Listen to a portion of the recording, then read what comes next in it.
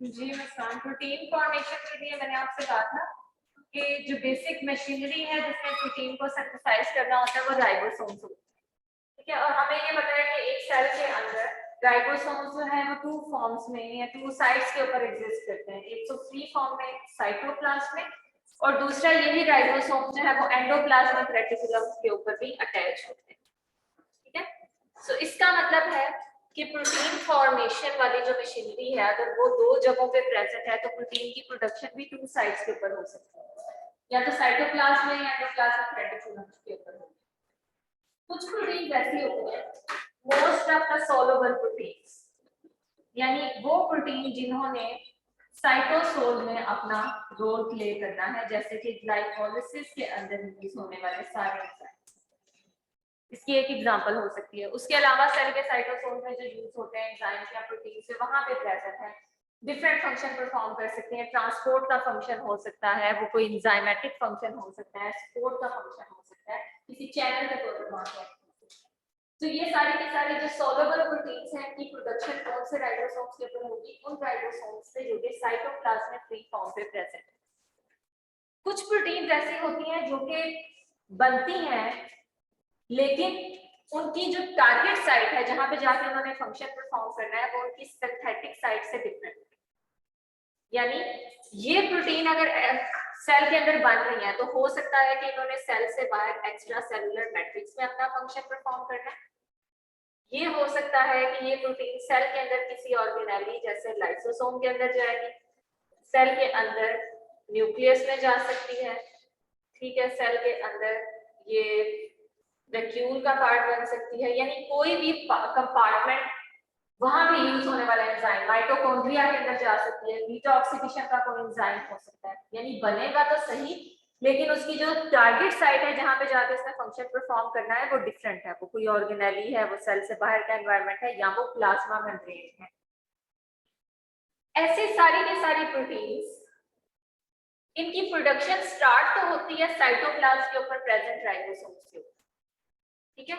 यानी यहाँ पे आपके पास जो राइबोसोम्स है वो जब मैसेंजर आरएनए को रीड करना शुरू करते हैं तो इसी टाइम पे साथ साथ इस टाइम पे इसने एक अमाइनो एसिड को इंपोर्ट किया, दूसरे को किया, तीसरे को किया, फिर ये आपका जो राइबोसोम है ये आगे शिफ्ट कर गया और इस पोजीशन पे आके आपकी जो प्रोटीन है वो कुछ हद तक इनॉर्गेट हो जाए, ये अमाइनो एसिड्स और आप राइबोसोम्स जो है वो आगे वाले मैसेंजर आरएनए को रीड करके इस प्रोटीन को या चेन को इनॉर्गेट करते जाए, प्रोटीन बनती है। अब ऐसी प्रोटीन जिन्होंने साइटोप्लाज्म में बनना है उनके स्टार्ट में कोई खास ऐसा सिग्नल नहीं होता, लेकिन जिन प्रोटीन्स ने सेल की किसी ऑर्गेनेली या सेल से बाहर जाना है उन प्रोटीन्स के एंड टर्मिनस के ऊपर एक खास सीक्वेंस होती है जिसे हम कहते हैं सिग्नल पेप्टाइड या सिग्नल सीक्वेंस, ठीक है, एंड टर्मिनस। इस सिग्नल सीक्वेंस को रिकॉग्नाइज कर सकते हैं वो वाले राइबोसोम्स, या फिर आप यहाँ पे अगर माइंड में रखें एंडोप्लाज्मिक रेटिकुलम। एंडोप्लाज्मिक रेटिकुलम के ऊपर कुछ ऐसे रिसेप्टर्स होते हैं जो कि प्रोटीन्स के स्क्रीनिंग कर रहे होते हैं, प्रोटीन्स को चेक कर रहे होते हैं। जब साइटोप्लाज्म के ऊपर प्रेजेंट राइबोसोम प्रोटीन फॉर्मेशन करते हैं तो ये रिसेप्टर देख रहे होते हैं कि जिन प्रोटीन को ये बना रहे हैं क्या उनके ऊपर ये सीक्वेंस प्रेजेंट है। अगर तो सीक्वेंस प्रेजेंट होगी तो अब ये सिग्नल रिकॉग्निशन पेप्टाइड, ये रिसेप्टर क्या करेगा, वो इस सीक्वेंस को रिकॉग्नाइज करेगा और इस असेंबली को यहाँ से ब्रेक कर देगा कि इस प्रोटीन की बाकी प्रोडक्शन मैंने करवानी, ठीक है। सो अब प्रोटीन जो है वो एंडोप्लाज्मिक रेटिकुलम के ऊपर जो अटैच्ड राइबोसोम्स हैं वहां पे जाके इसकी प्रोडक्शन कंप्लीट होगी, उसके बाद गोल्जी अपरेटस में जाएगी, इसकी पोस्ट ट्रांसलेशनल मॉडिफिकेशन होगी और एंड पे वेसिकल की फॉर्म में वो बर्ड ऑफ होके उस स्पेसिफिक ऑर्गेनेली या स्पेसिफिक कंपार्टमेंट में चली जाएगी, क्योंकि सेल से बाहर मूव करने का या सेल से बाहर जो ट्रैफिकिंग का पाथ है वो एंडोप्लाज्मिक रेटिकुलम और गोल्जी अपरेटस से गुजरता है, ठीक है। सो इसलिए एंडोप्लाज्मिक रेटिकुलम ने स्टार्ट में ही प्रोटीन की सीक्वेंस को रिकॉग्नाइज किया और कहा कि ये प्रोटीन बिकॉज इसमें सिग्नल सीक्वेंस है और मेरा जो सिग्नल रिकॉग्निशन पेप्टाइड है वो ये बता रहा है कि ये प्रोटीन सेल के अपने साइटोसोल के लिए नहीं बनने जा रही, ये किसी ऑर्गेनेली या एक्स्ट्रा सेलुलर मैट्रिक्स के लिए बन रही है और अल्टीमेटली इसने यहाँ से मूव करना है। तो बाकी प्रोडक्शन कहाँ पे होगी? Endoplasmic reticulum. क्लियर हो गया? इसका मतलब है कि जो आपकी प्रोटीन्स हैं उसके ऊपर जो खास किस्म के सिग्नल्स होते हैं इनको हम सॉर्टिंग सिग्नल्स भी कह सकते हैं। सॉर्टिंग का क्या मतलब होता है? सॉर्टिंग सिग्नल्स यानी ये एक प्रोटीन को उसकी फेट बताएंगे कि तुमने इस कंपार्टमेंट में जाके फंक्शन परफॉर्म करना है।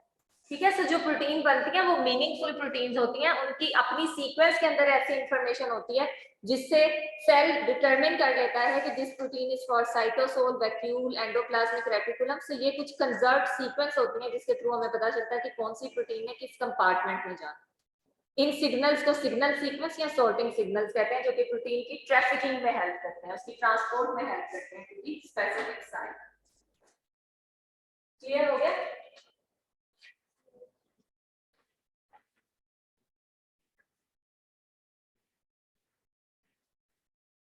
ओके, आज का लेक्चर स्टार्ट करते हैं और आज हमने देखा है पैराऑक्सीजोम्स।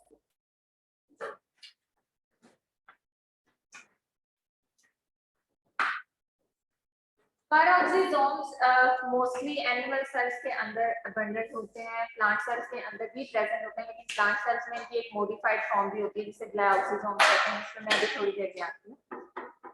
अब हमारे most of the metabolic reactions body के, हमने बायोएनर्जेटिक्स में देखा कि वो माइटोकॉन्ड्रिया के अंदर हो रहे होते हैं या साइटोसोल के अंदर हो रहे होते हैं। ठीक है, ये एक्टिव कंपार्टमेंट्स हैं। एक कंपार्टमेंट के अंदर अगर आप माइटोकॉन्ड्रिया की बात करते हो तो माइटोकॉन्ड्रिया के अंदर मोस्ट ऑफ द टाइम आपके जो कैटाबॉलिक रिएक्शंस हैं वो हो रहे होते हैं, जैसे बीटा ऑक्सीडेशन का रिएक्शन हो गया, इसके अलावा टीसीए साइकिल हो गया, यानी फूड की ऑक्सीडेशन या जो कैटाबॉलिक पाथवेज हैं मोस्ट ऑफ द टाइम वो कहाँ पे लोकलाइज्ड है? माइटोकॉन्ड्रिया में। लेकिन ये कोई हार्ड एंड फास्ट रूल नहीं है क्योंकि ग्लाइकोलाइसिस तो साइटोसोल में हो रहा है। और मोस्ट ऑफ द टाइम आपके जो एनाबॉलिक पाथवेज हैं जिसमें आपके पास फैटी एसिड सिंथेसिस आ सकती है, अमाइनो एसिड्स की बायोसिंथेसिस आ सकती है, कार्बोहाइड्रेट्स की बायोसिंथेसिस आ सकती है, ये सारे के सारे आपके पास जो है ये सेल के साइटोसोल में होंगे। ठीक है, सो सेल के डिफरेंट कंपार्टमेंट्स, डिफरेंट पोर्शंस के अंदर different set of metabolic reactions confined. अब कुछ मेटाबॉलिक रिएक्शंस ऐसे हैं जो कि इन दो कंपार्टमेंट्स के अलावा बाकी ऑर्गेनेल्स में भी हो रहे होते हैं, जिसमें से एक ऑर्गेनेल है पैराऑक्सीजोम्स। अब कौन से ऐसे सेट ऑफ रिएक्शन है, जैसे मैंने अभी आपसे कहा कि बीटा ऑक्सीडेशन का प्रोसेस कहां पे हो रहा होता है? माइटोकॉन्ड्रिया में। बट समटाइम्स कुछ फैटी एसिड्स की बीटा ऑक्सीडेशन माइटोकॉन्ड्रिया की बजाय पैराऑक्सीजोम्स में भी होती है।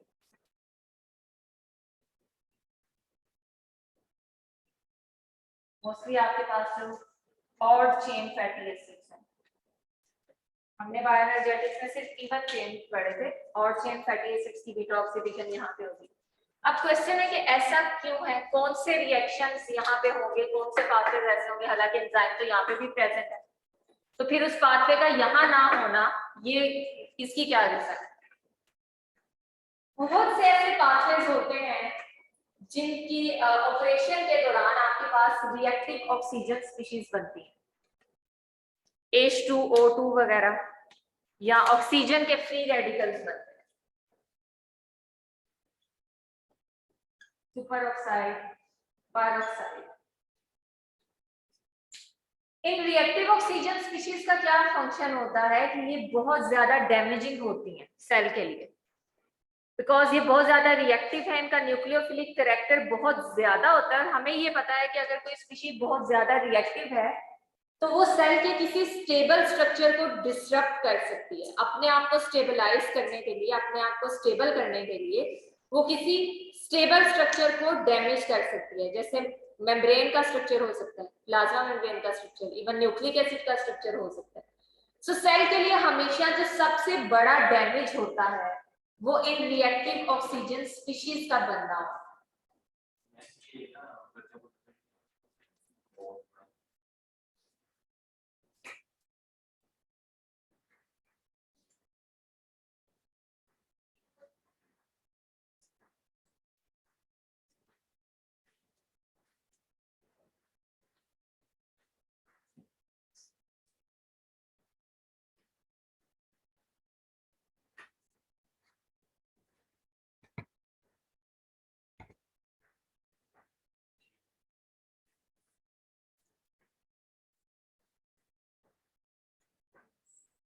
सो इन रिएक्टिव ऑक्सीजन स्पीशीज को न्यूट्रलाइज करने के लिए सेल के पास बहुत सोफिस्टिकेटेड मैकेनिज्म है। अगर कोई सेल अपनी ये एबिलिटी लूज कर दे कि वो रिएक्टिव ऑक्सीजन स्पीशीज को न्यूट्रलाइज नहीं कर पा रहा, तो आप ये समझ लें कि उसका सर्वाइवल पॉसिबल नहीं। तभी हमारी बॉडी के अंदर मल्टीपल जो एंटीऑक्सीडेंट्स हैं ये प्रेजेंट होते हैं जो कि इनको न्यूट्रलाइज करते हैं। ठीक है, इन रिएक्टिव ऑक्सीजन को न्यूट्रलाइज करने के लिए इन केमिकल्स, एंटीऑक्सीडेंट्स, एंजाइम्स के अलावा पेंटोज फॉस्फेट पाथवे में भी शायद आप लोगों ने ये चीज पढ़ी थी कि कुछ एंजाइम्स ऐसे होते हैं जो कि इनको न्यूट्रलाइज कर देते हैं, जिसमें ग्लूटाथायोन रिडक्टेज इसकी एक एग्जांपल है, जो कि इस इन रिएक्टिव ऑक्सीजन स्पीशीज को स्टेबल करता है। क्योंकि अगर ये सेल के अंदर बनी तो इसका मतलब है कि सेल का जो एटमॉस्फेयर है, कि जो एनवायरनमेंट है, वो बहुत ज्यादा डैमेज होना शुरू हो जाएगा। तो जैसे बनती है फौरी तौर पे इनको न्यूट्रलाइज किया जाता है, और अगर उसके लिए बहुत सारी एनर्जी लगानी भी पड़ती है तो सेल के लिए वो कोई बड़ी बात नहीं है, बिकॉज सर्वाइवल से ज्यादा कॉस्ट किसी चीज की नहीं। ठीक है, सो बहुत एनर्जी एक्सपेंसिव प्रोसेसेस को यूज करते हुए सेल क्या करता है, रिएक्टिव ऑक्सीजन स्पीशीज को न्यूट्रलाइज करता है। न्यूट्रलाइज कैसे किया जा सकता है?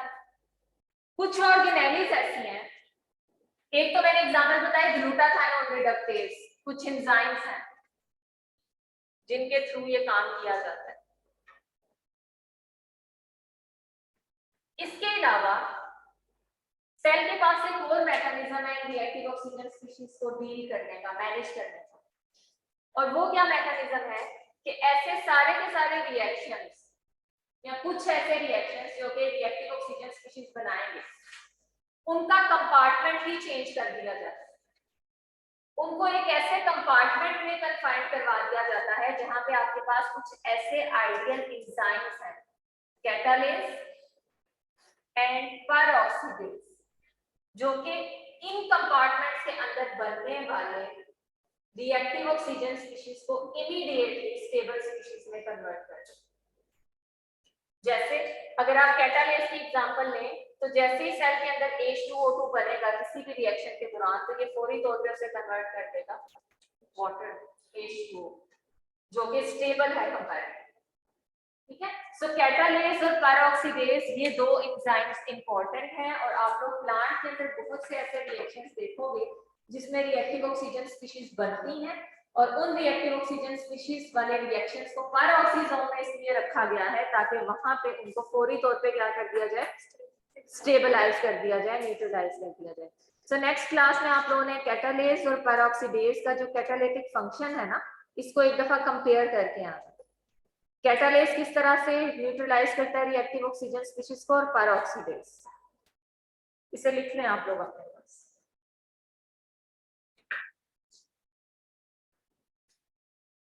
इसके अलावा एक और इम्पोर्टेंट और बहुत ही सिग्निफिकेंट डिफरेंस एनिमल और प्लांट सेल्स के अंदर इज ग्लाइकोजेन्स।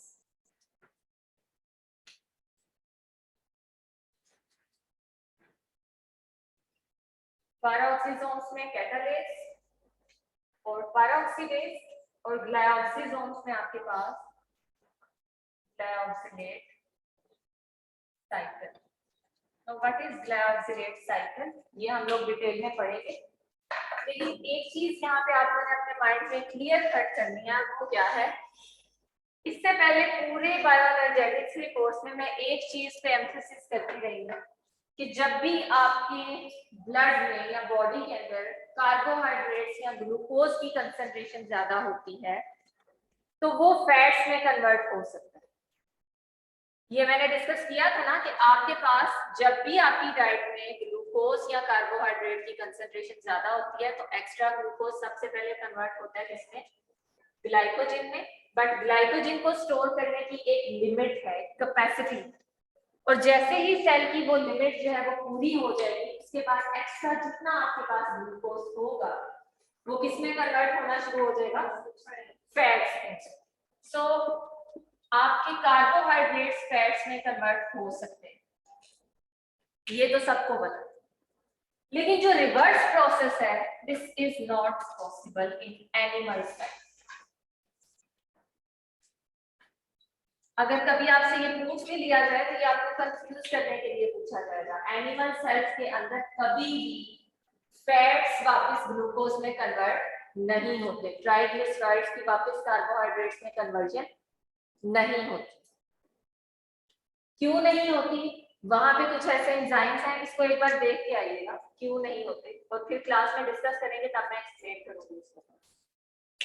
कुछ ऐसे वहां पे एंजाइम्स हैं जो कि मिसिंग है, कुछ ऐसे एंजाइम्स हैं जिनको रिवर्स नहीं किया जा सकता, बिल्कुल वैसे ही जैसे ग्लाइकोलाइसिस के कुछ एंजाइम्स को रिवर्स नहीं किया जा सकता था और उनके लिए नए एंजाइम्स चाहिए थे, ग्लूकोनियोजेनेसिस। ठीक है, लेकिन ये वाला प्रोसेस प्लांट सेल्स के अंदर पॉसिबल है। प्लांट्स की अगर हम बात करें तो उसमें लाइफ स्टार्ट होती है एक सीड से, और मोस्ट ऑफ द सीड्स उनके अंदर जो स्टोरेज है फूड का वो ऑयल्स या फैट्स। एक सीड होता है ना जिसको हम जमीन में जब उसे सो करते हैं तो उसके बाद वहां से पूरा सीडलिंग या प्लांट ग्रो करता है।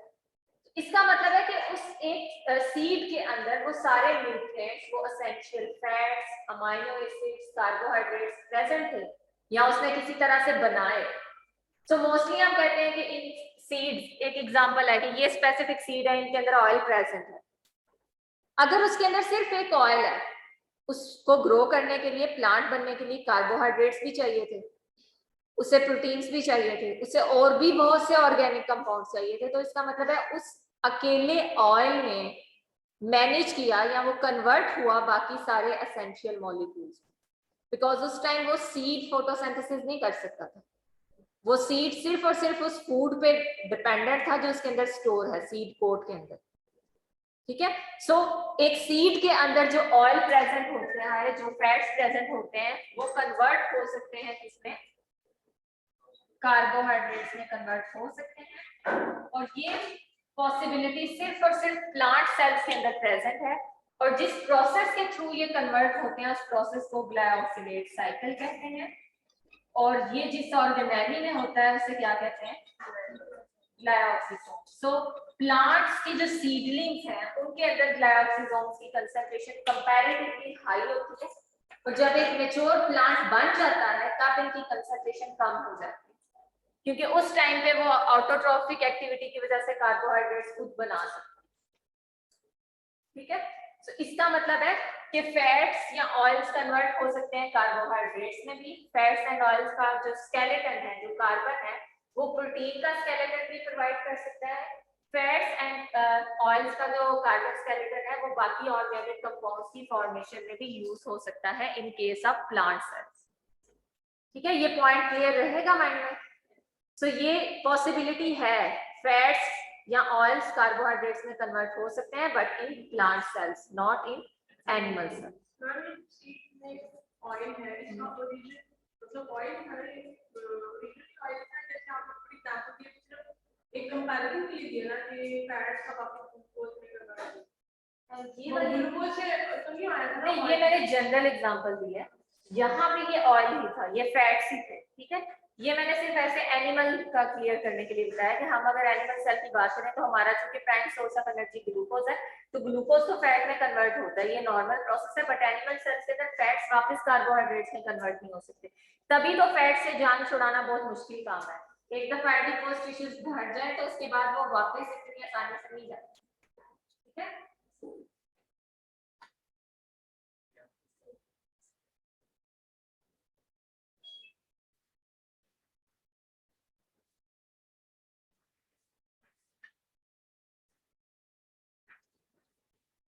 अब हमने मेसोफिलिक सेल्स के बारे में काफी सारी ऑर्गेनेल्स को देख लिया है, उनके फंक्शंस ज्यादा नहीं लेकिन कुछ हद तक देख लिए हैं। कम से कम इतना आइडिया होगा कि अगर कोई थोड़ा बहुत पूछा जाए तो हम लोग उसको एक्सप्लेन करने के इस ऑर्गेनेली का ये फंक्शन है, इसमें ये पर्टिकुलर साइकिल है जो कि हम आने वाले लेक्चर्स के अंदर पढ़ेंगे। अब हम ये देखेंगे कि एक सेल, प्लांट का जो सेल है, क्योंकि हमने आगे प्रोसेसेस जो पढ़ने हैं फोटोसिंथेसिस, ग्लाइकोसिलेट, तो उसमें हम ये देखेंगे कि समटाइम्स प्लांट्स के जो इंटरमीडिएट्स हैं वो एक ऑर्गेनेली से दूसरे ऑर्गेनेली में जा रहे होते हैं, बिल्कुल वैसे जैसे बायोएनर्जेटिक्स में कार्निटीन शटल वगैरह थे।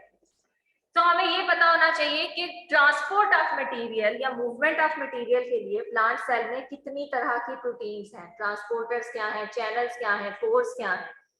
तो इस पॉइंट पे आ जाते हैं कि ट्रांसपोर्ट की क्या क्या मैकेनिज्म है और उसके क्या क्या तरीके हैं। सो जनरली अगर हम ट्रांसपोर्ट ऑफ मॉलिक्यूल्स की बात करें अक्रॉस सेल,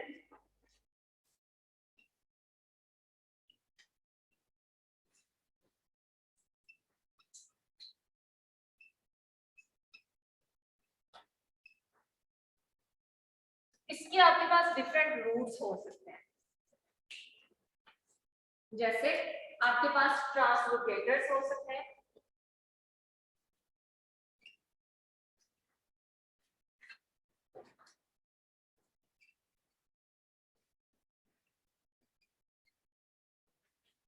आपके पास चैनल्स हो सकते हैं,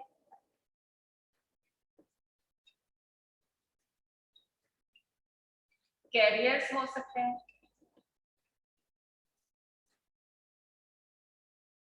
पोर्स,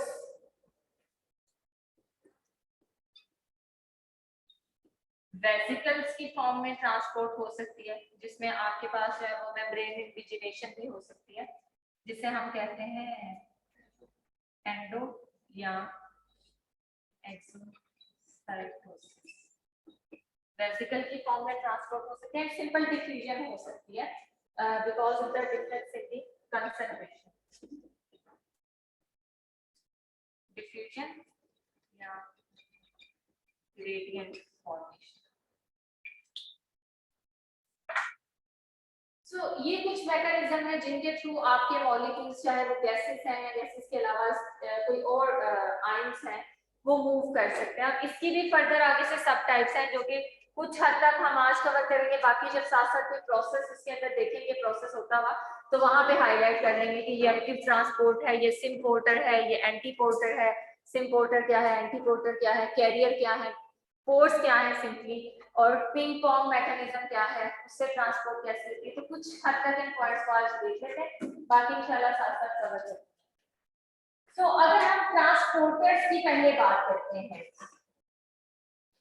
तो ट्रांसपोर्टर्स नॉर्मली आपके पास उन्हें हम डिवाइड कर सकते हैं 2 पैरामीटर्स की बेस। इसकी फर्दर सब क्लासेस भी होंगी।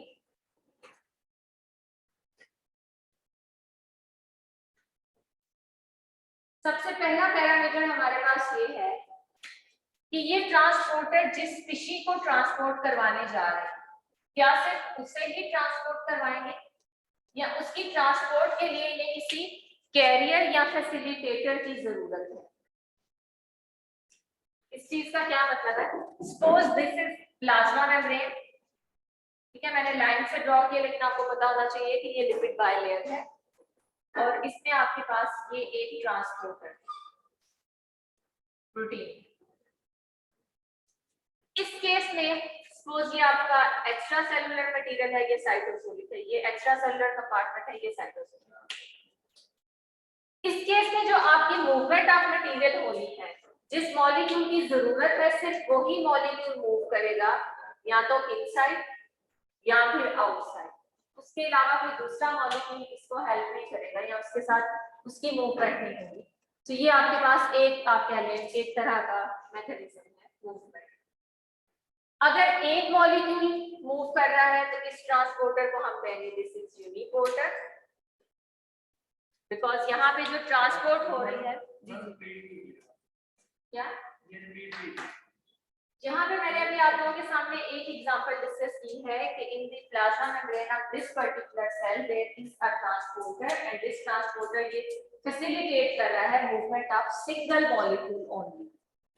उसके साथ किसी और चीज को यूज नहीं कर रहा, ऐसा नहीं कर रहा कि एक चीज को सेल के अंदर भेज रहा है दूसरी को निकाल रहा है, सिर्फ एक ही स्पीशी एक ही मॉलिक्यूल की मूवमेंट हो रही है। सो this type of transporter is uniport.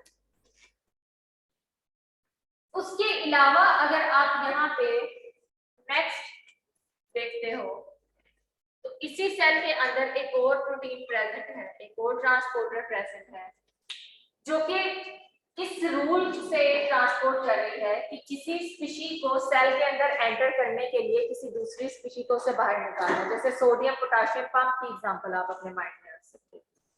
ठीक है, कि कुछ मॉलिक्यूल्स को सेल के अंदर एंटर करवा रहा है, लेकिन एंट्री तब तक पॉसिबल नहीं है जब तक उसके रिस्पॉन्स में कोई स्पेसिफिक मॉलिक्यूल सेल से बाहर नहीं आएगा।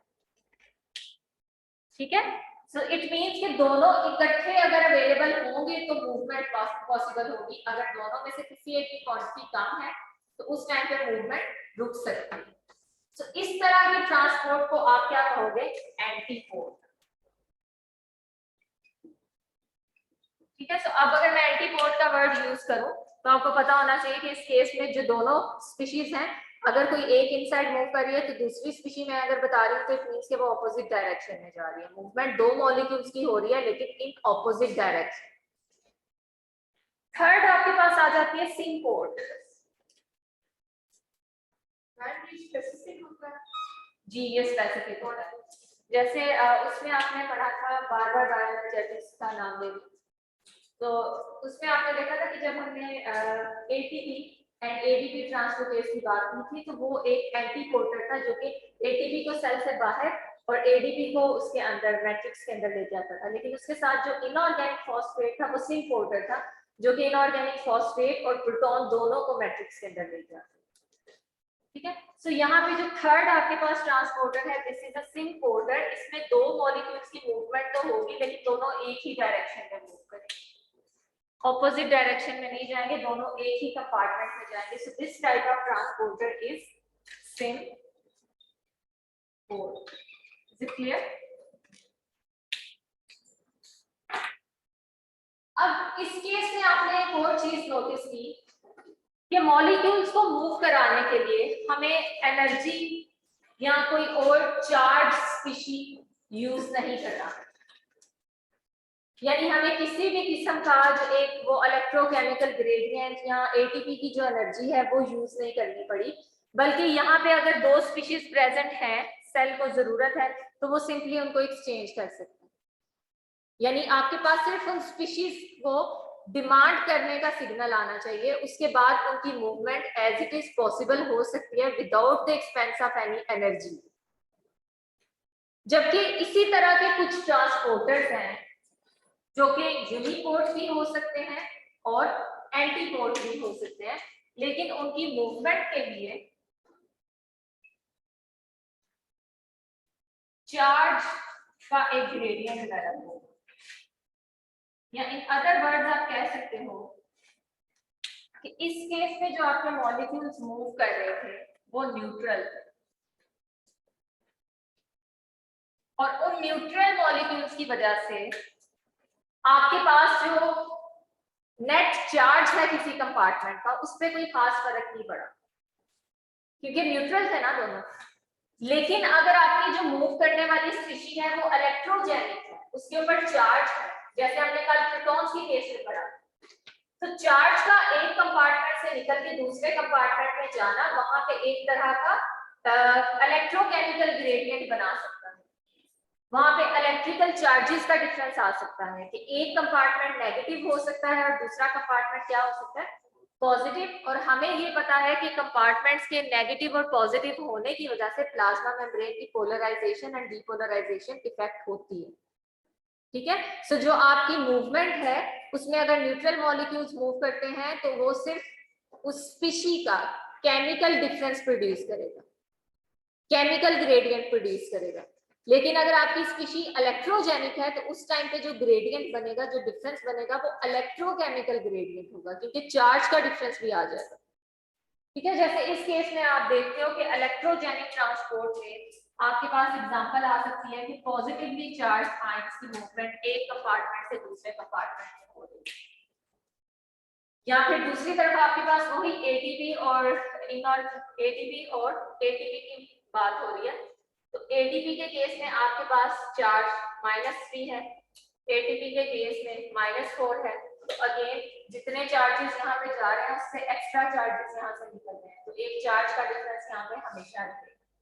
तो इलेक्ट्रोजेनिक मॉलिक्यूल्स की वजह से ये चीज याद रखिएगा कि सेल का जो पोलराइजेशन और डीपोलराइजेशन है वो इफेक्ट हो सकती है। कि जो हमने हमारे काम को एग्जांपल पढ़ी है वहां से हमने देखा है पोटेशियम और सोडियम वो मैंने एक एग्जांपल के तौर पे बस बताया था कि ऑपोजिट डायरेक्शन के अगर हवाले वो से, पोटेशियम सोडियम वाला होगा तो वो ये वाली होगी, वो इलेक्ट्रोजेनिक होगी, इलेक्ट्रोजेनिक।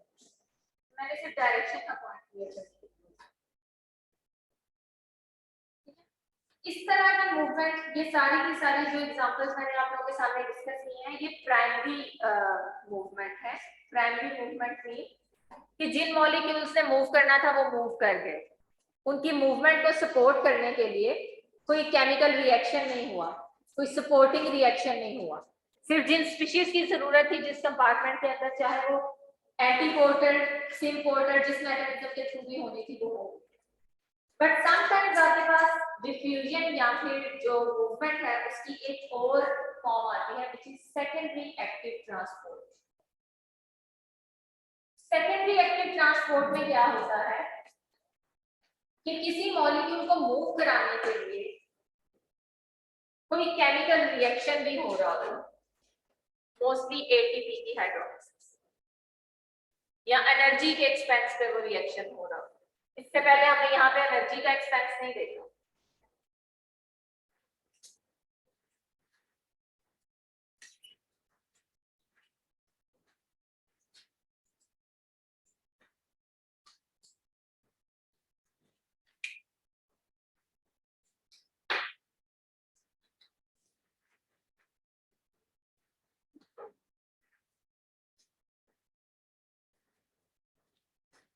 इस केस में आप एग्जांपल देख रहे हो कि एक ट्रांसपोर्टर को एक स्पेसिफिक मॉलिक्यूल को मूव कराने के लिए, फॉर एग्जांपल यहाँ पे एक एग्जांपल है मैलेट की,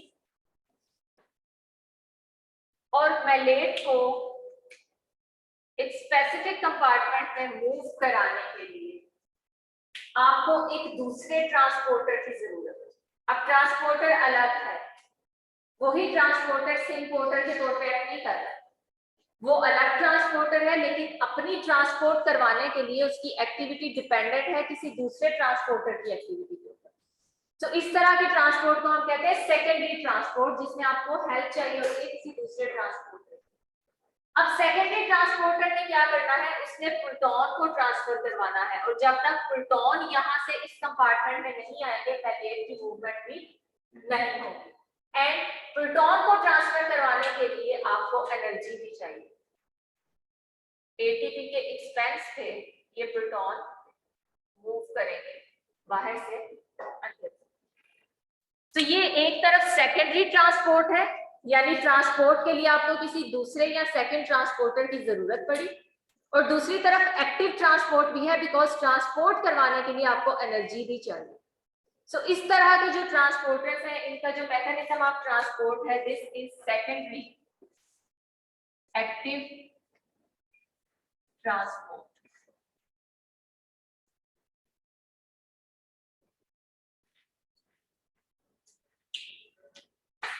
इसी की एक और एग्जांपल भी ले लेते हैं, which is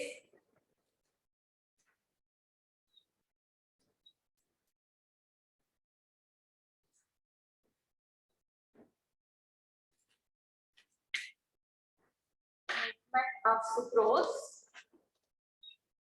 out of the cell। अब सुक्रोज को सेल से बाहर मूव करने के लिए प्रोटॉन को भी साथ लेके जाना।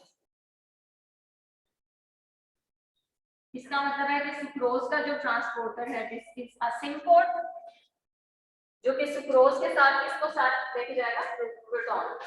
बट सेल के अपने पास प्रोटॉन की कमी है या प्रोटॉन की कंसंट्रेशन कम है, तो सुक्रोज तब तक बाहर मूव नहीं कर सकता जब तक कोई दूसरा ट्रांसपोर्टर, जैसे ऊपर हमने पढ़ा है, प्रोटॉन को अंदर नहीं लेके आएगा at the expense of ATP. So पहले प्रोटॉन्स इनसाइड मूव करेंगे एटीपी की मदद से, और बाद में इन्हीं प्रोटॉन्स की मदद से सुक्रोज सेल से बाहर जाएगा। ठीक है, सो अगेन इस सुक्रोज की मूवमेंट के लिए इस सिम पोर्टर को किसी दूसरे ट्रांसपोर्टर की जरूरत पड़ी। So this is secondary transport, और वो ट्रांसपोर्टर चूंकि एटीपी को यूज कर रहा था, एनर्जी वहां से ले रहा था, so this is secondary active transport. Clear हुआ ये पॉइंट? जी सेल के अपने प्रोटॉन यूज नहीं हो रहे, सुक्रोज तो बन रहा है सपोज यहाँ पे स्ट्रोमा के अंदर, लेकिन उसे बाहर जाना है और बाहर जाने के लिए उसे प्रोटॉन चाहिए। सो पहले एक ट्रांसपोर्टर प्रोटॉन को बाहर वाले कंपार्टमेंट से अंदर लेके आएगा and then this proton facilitate करेगा इस इंपोर्टर को कि सुक्रोज को ट्रांसपोर्ट करवा दिया जाए। ठीक है, सो वही एक प्रोटॉन इनसाइड आउटसाइड मूव करके सिर्फ सुक्रोज को मूव करा रहा है। जी प्रोटॉन्स के इलेक्ट्रोजेनिक नहीं है, इलेक्ट्रोजेनिक। तो फिर इलेक्ट्रोजेनिक ट्रांसपोर्ट में भी तो एटीपी यूज होगी, जो आपने पोटेशियम और एटीपी और एटीपी की एग्जांपल हो सकते हैं। पीछे मैंने वहां पे ये बताया था कि हर इलेक्ट्रोजेनिक के अंदर नहीं होता, वहां पे एटीपी यूज नहीं हो रहा था। उसमें सिर्फ दो डिफरेंसेस मैंने ये बताए थे कि अगर न्यूट्रल मॉलिक्यूल है तो उसकी वजह से ग्रेडियंट डेवलप नहीं होगा, इलेक्ट्रोजेनिक ग्रेडियंट या इलेक्ट्रोकेमिकल ग्रेडियंट डेवलप नहीं होगा। लेकिन अगर कोई चार्ज मॉलिक्यूल मूव करता है तो उसकी वजह से डिफरेंस इन चार्ज की वजह से इलेक्ट्रोकेमिकल पोटेंशियल या ग्रेडियंट डेवलप होगा। यहाँ पे मैं ये कह रही हूँ कि समटाइम्स चाहे वो न्यूट्रल है चाहे वो चार्ज है, लेकिन उसको मूव कराने के लिए दूसरे ट्रांसपोर्टर की हेल्प चाहिए होती है और एटीपी जरूरी होता है।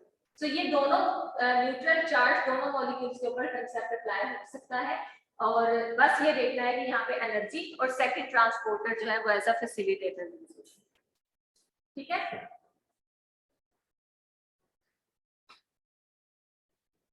उसके बाद हम आते हैं कि ट्रांसलोकेटर्स क्या होते हैं। दो स्लाइड हैं, फिर हम लोग मूव करेंगे टुवर्ड्स नेक्स्ट। ट्रांसलोकेटर्स, चैनल्स और कैरियर्स, इनका आइडिया है?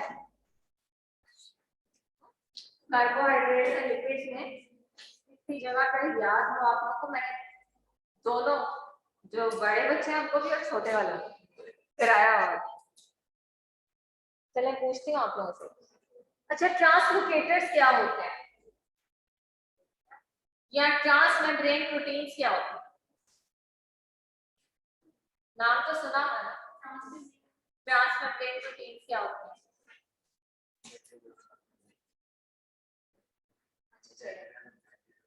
ये जो यहाँ पे आप लोगों के सामने ये मैं ट्रांसपोर्टर्स बता रही हूँ ना, actually these are transmembrane proteins.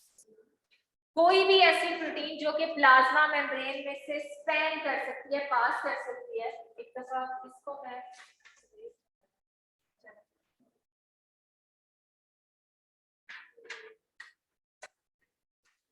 Carbohydrates and lipids में हमने जब स्टार्ट किए थे प्रोटियोग्लाइकेंस वगैरह, सिंडिकेट्स वगैरह जब पढ़ने शुरू किए थे, तो वहां पे मैंने एक चीज बताई थी कि प्लाज्मा मेम्ब्रेन में कुछ प्रोटीन्स ऐसी होती हैं जो कि कंप्लीटली यहाँ से स्पैन करती हैं। उनका कुछ पोर्शन एक्स्ट्रा सेलुलर होता है, कुछ पोर्शन साइटोसोलिक होता है, कुछ पोर्शन प्लाज्मा मेम्ब्रेन में से गुजर सकता है।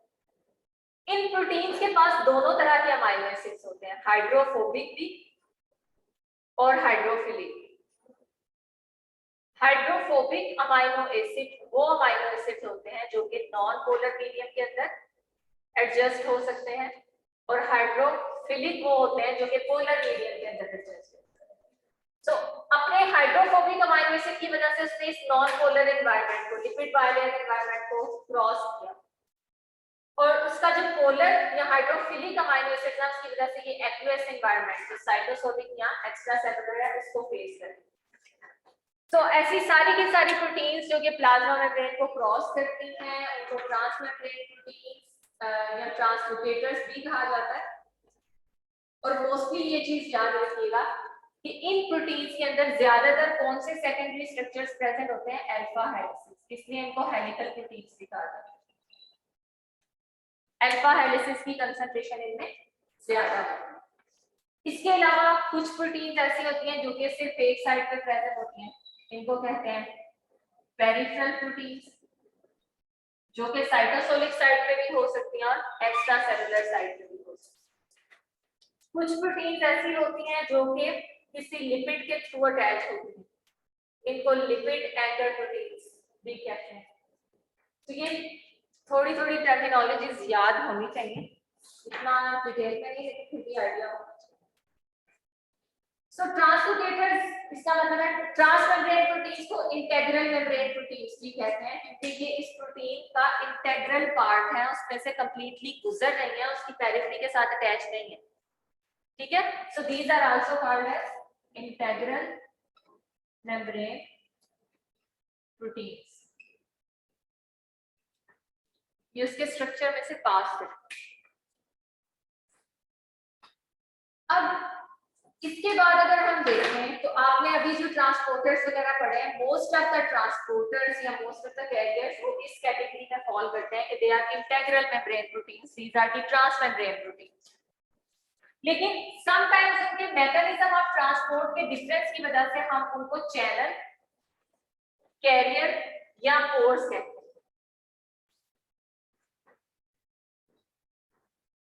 यहाँ पे आप देख सकते हो समटाइम्स आपके पास जो प्लाज्मा मेम्ब्रेन है इसके अंदर प्रेजेंट प्रोटीन्स,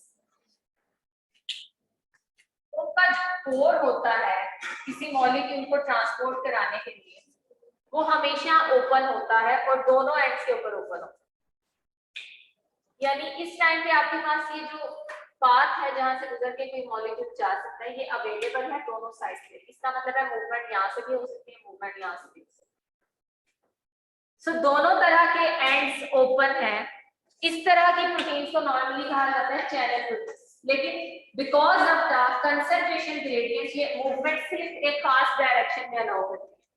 जैसे कुछ चैनल्स होते हैं वो सिर्फ ये अलाउ करते हैं कि बाहर से अंदर की तरफ मूवमेंट होगी, अंदर से बाहर स्पीशी नहीं जाएगी। सो वो एक इनका जो ग्रेडियंट है उसके थ्रू ये इस चीज को रेगुलेट करते हैं। लेकिन जो बेसिक डिफरेंस है वो ये है कि इसके दोनों एंड्स साइटोसोलिक और एक्स्ट्रा सेलुलर पोर्स हमेशा ओपन रहते हैं चैनल। दूसरी तरफ अगर आप बात करते हो कैरियर की, तो कैरियर में क्या होता है कि नॉर्मली इसके एंड्स क्लोज होते हैं। जब किसी मॉलिक्यूल ने मूव करना होता है तो एट अ टाइम इसका एक एंड ओपन होगा, मॉलिक्यूल यहाँ पे फिट होगा, यहाँ से पास करेगा, ये एंड क्लोज होगा और फिर ये वाला एंड ओपन करके इसको रिलीज कर। ठीक है, सो कैरियर क्या करता है, उस मॉलिक्यूल को बाइंड करता है, उसको कैरी करता है और एट अ टाइम सिर्फ एक एंड को ओपन रखता है, और चैनल के केस में आपके दोनों एंड्स ओपन। ठीक है, इसी तरह से चैनल जो पोर्स, इनको समटाइम्स जो है वो एक ही उसमें लिया जाता है, सिनोनिमस लिया जाता है। ट्रांसपोर्टर्स देख लिए, ट्रांसलोकेटर्स देख लिए, चैनल्स क्या है और पोर्स क्या है, कैरियर्स क्या है, वेसिकल्स क्या है, कि समटाइम्स आपकी प्लाज्मा मेम्ब्रेन किसी मॉलिक्यूल को मूव कराने के लिए,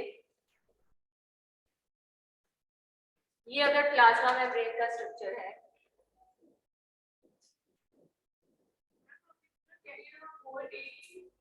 पोर में भी है ना कि आपके पास वो दोनों एंड्स ओपन होते हैं। पोर और चैनल से दोनों एंड ओपन होते हैं। यस, और कैरियर में सिर्फ एक तरीके। यस। अब वेसिकल्स की फॉर्म में ट्रांसपोर्ट किस तरह से होती है, जैसे आप लोगों ने समटाइम्स वायरसेस के बारे में पढ़ा होगा या कोई और स्पीशी, कि वो अगर सेल के अंदर एंटर होने लगती है तो एंडोसाइटोसिस या एक्सोसाइटोसिस का मैकेनिज्म होता है, जिसमें होता क्या है कि मॉलिक्यूल प्लाज्मा मेम्ब्रेन के साथ पहले बाइंड करता है, प्लाज्मा मेम्ब्रेन की निजिनेशन होती है और उसके बाद यहाँ से ये वाला पोर्शन जो है ये वेसिकल की फॉर्म में बर्ट ऑफ होके अलग हो जाता है, जो मॉलिक्यूल जिसने मूव करना होता है वो इस वेसिकल के अंदर प्रेजेंट होता है। ठीक है, जो कि सेल के अंदर जाके फिर ओपन होगा, या अगर इसने बाहर जाना है तो एक्सोसाइटोसिस से रिलीज होगा। तो इसमें आपके पास जो है वो प्रोटीन्स हो भी सकती हैं और प्रोटीन्स नहीं भी हो सकती। जैसे इस केस में इस मॉलिक्यूल को यहाँ पे बाइंड कराने के लिए कोई रिसेप्टर प्रेजेंट हो सकता है और बाद में वो रिसेप्टर इसको लेके आगे ट्रांसफर कर देगा। ठीक है, सो एक रिसेप्टर के साथ वो मॉलिक्यूल बाइंड हुआ, प्लाज्मा मेम्ब्रेन ने वेसिकल बनाया और उसके बाद वो रिलीज हो गया। तो इस तरह के मूवमेंट को हम कहते हैं वेसिकल ट्रांसपोर्ट। और डिफ्यूजन अगेन ये आपके पास जो है वो कंसंट्रेशन के हिसाब से होती है, एक्टिव हो सकती है अगर अगेंस्ट द ग्रेडियंट है, और अगर डाउन द ग्रेडियंट है तो इसके लिए एनर्जी की जरूरत नहीं है।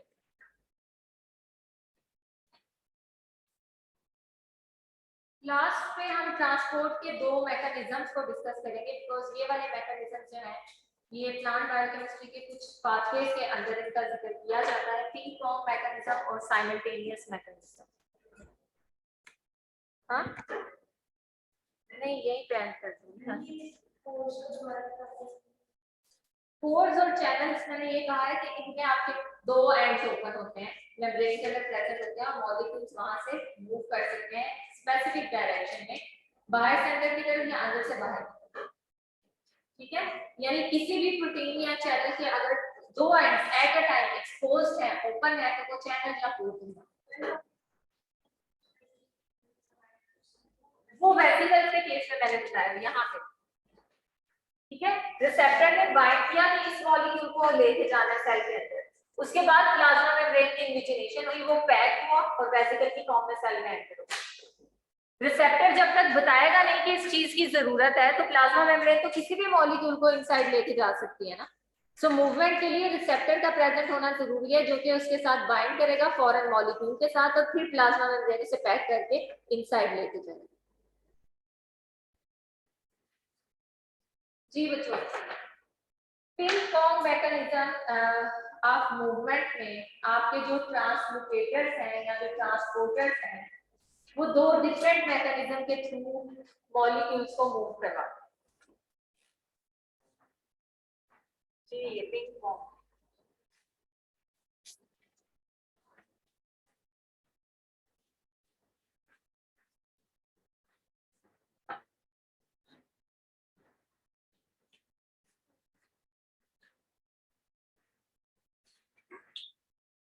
अगर सबसे पहले हम पिंग पोंग मैकेनिज्म देखें, तो इसमें जैसे कि आपको पता चल रहा है पिंग एंड पोंग, यानी दो ओरिएंटेशन चेंज होंगी यहाँ पे।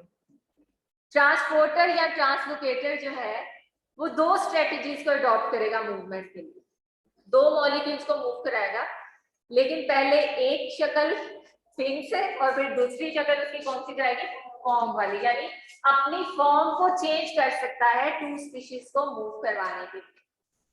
तो इधर आप लोग देखते हैं कि सबसे पहले आपका जो ट्रांसपोर्टर है, सपोज हम ये करते हैं कि ये वाली साइड आउटसाइड है और ये वाली इनसाइड है। सो प्लाज्मा मेम्ब्रेन के अंदर आपका ये ट्रांसलोकेटर कुछ इस तरह से प्रेजेंट था कि जो बाइंडिंग साइट है वो आउटसाइड वाले पोर्शन में एक्सपोज्ड। ठीक है, यहां पे कोई स्पीशी ए आके बाइंड की, अब इस स्पीशी को इनसाइड मूव करने के लिए आपका जो ट्रांसलोकेटर है या जो ट्रांसपोर्टर है वो अपनी फॉर्म चेंज करेगा। यानी पहले इसने पिक किया, आपको क्या हुआ है, पहले तो मुझे ये बताओ क्या सोच रहे हो, इतना मगन हो, कोई टेंशन है? शायद ऐसे अजीब सा लग रहा है मुझे, पता नहीं क्या, जैसे कोई टेंशन है, कोई मसला है, क्या टेंशन है? रिजल्ट्स नहीं आ रहे, काम की टेंशन है, ऐसा भी होगा।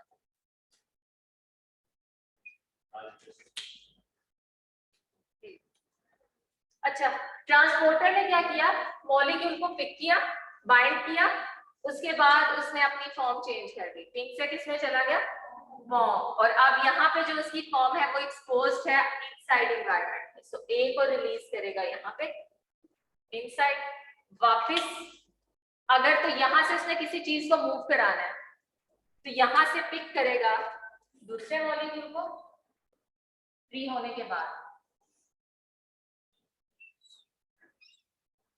सपोज डी को इसने बाहर मूव कराना था, डी को पिक करेगा और वापस कौन सी फॉर्म अडॉप्ट करेगा, पिंग, पहले पिंग वाली थी ना, और बी को यहाँ से क्या कर देगा, बाहर निकाल। ठीक है, सो ये आपके पास है वो स्टेप वाइज आपका जो ट्रांसपोर्टर है या जो ट्रांसलोकेटर है वो सेल के अंदर किसी मॉलिक्यूल को मूव कराने के लिए या उससे बाहर आउटवर्ड किसी मूवमेंट कराने के लिए अपनी जो फॉर्म है या अपनी जो चैनल की साइड है, बाइंडिंग साइड, उसी को रोटेट करता है। ठीक है, एक दफा आउटसाइड है और फिर इनसाइड चला। This mechanism is ping pong mechanism, जो कि सीक्वेंशियल मैकेनिज्म है, यानी दोनों molecules at a time transfer नहीं होते, पहले एक ट्रांसफर होगा और उसके बाद दूसरे की बारी आएगी, क्योंकि बाइंडिंग साइड सिर्फ एक है और एक वक्त में वो एक कंपार्टमेंट को एक्सपोज्ड है। ये क्लियर हो गया। दूसरा मैकेनिज्म है साइमल्टेनियस मैकेनिज्म, जो कि आपको नेम से ही पता चल गया होगा कि इसमें दो बाइंडिंग साइट्स होंगी और वो एट अ टाइम जो है एक्सपोज्ड होगी टू कंपार्टमेंट्स।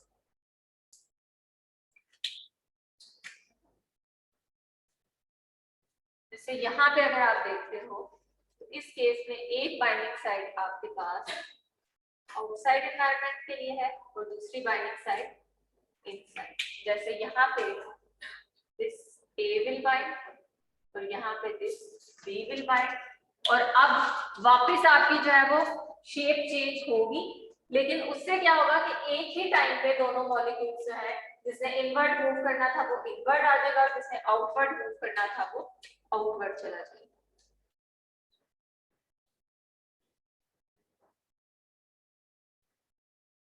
ए वाली फॉर्म इस तरह से आ जाएगी और बी वाली फॉर्म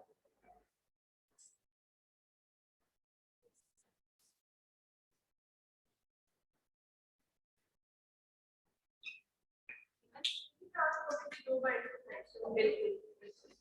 तो ए जो पहले बाहर से यहाँ पे बाइंड किया था, यहाँ से रिलीज होगा इनवर्ट, और बी जो कि इनवर्ट साइड से बाइंड किया था वो यहाँ से रिलीज हो जाएगा आउटवर्ड, और वापस ट्रांसपोर्टर अपनी उसी शेप में आ जाएगा।